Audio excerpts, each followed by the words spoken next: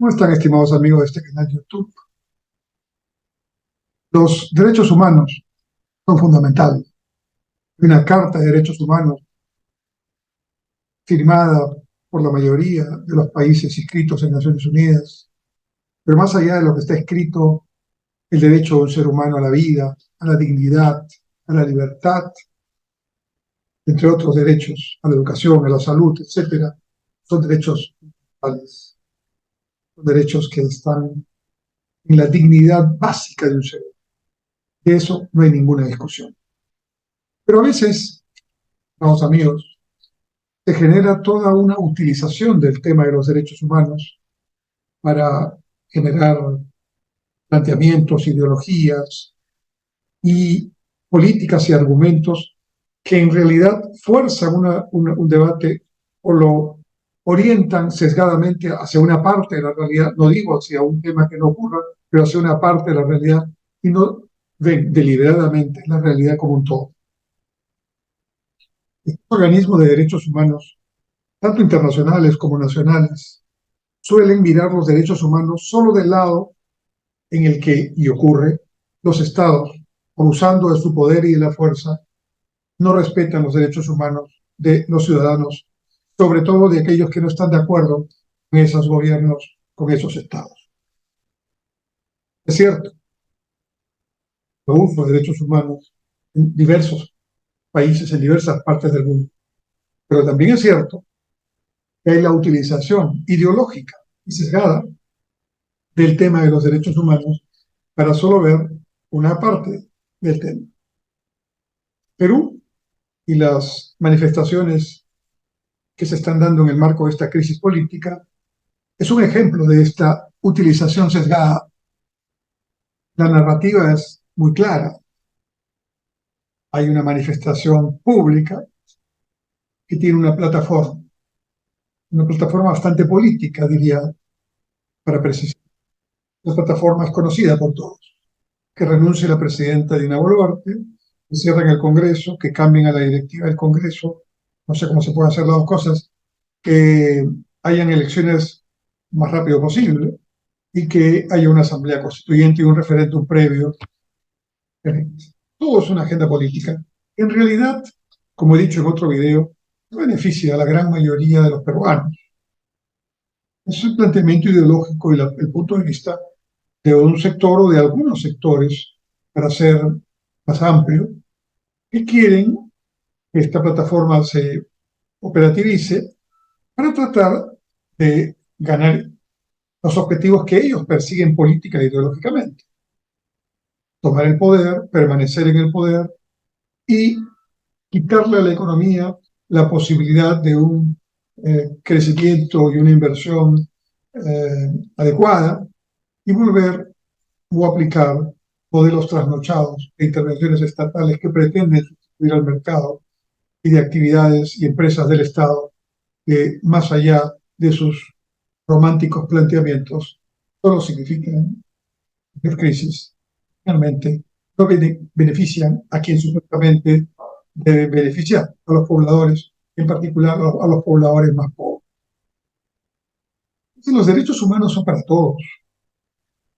Yo no discutiría el tema si viera los organismos de derechos humanos con la misma vehemencia con la que reclaman derechos humanos de ciudadanos que reclaman, que protestan, también de derechos humanos de policías que en nombre del Estado exponen su vida porque los ciudadanos no quieren respetar la ley.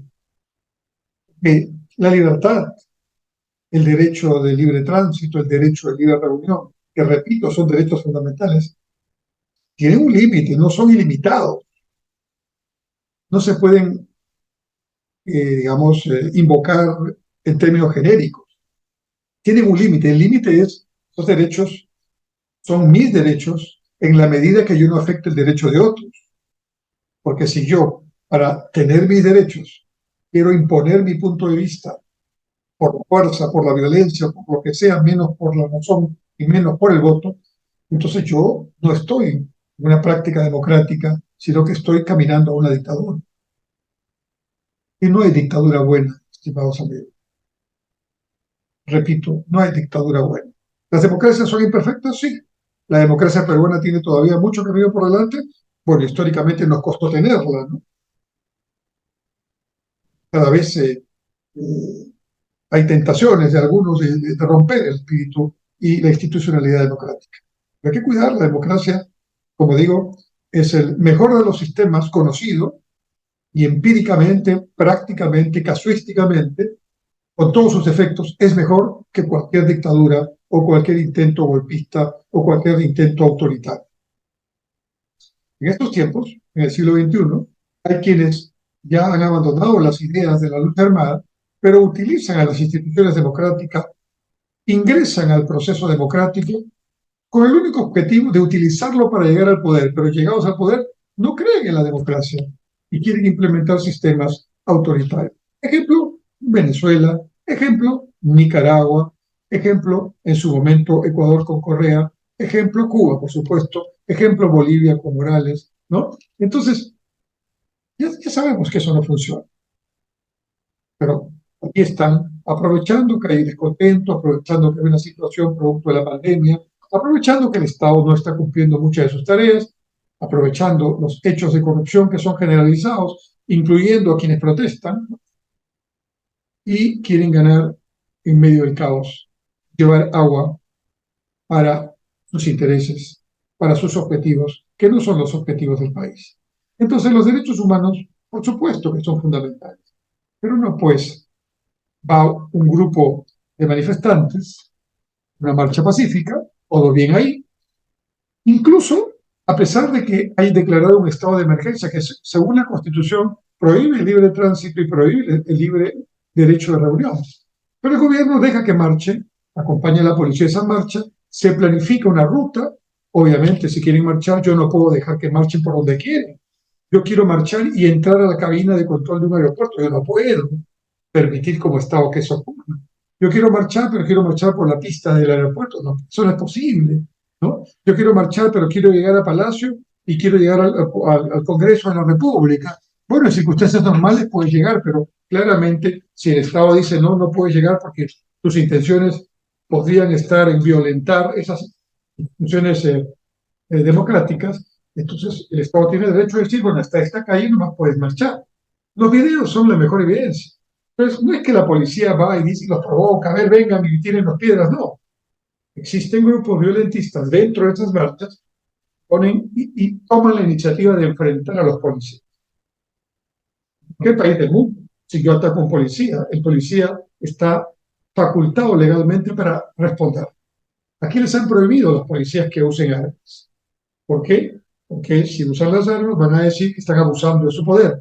Pero cuando un exaltado, que no son la mayoría, pero están ahí en parte de la marcha y sobre todo en las noches, empieza a tirar piedras a la policía o incendia un local público o intenta bloquear o bloquea una carretera o intenta malograr las instalaciones técnicas del balizaje de un aeropuerto o pretende tomar el control de un aeropuerto.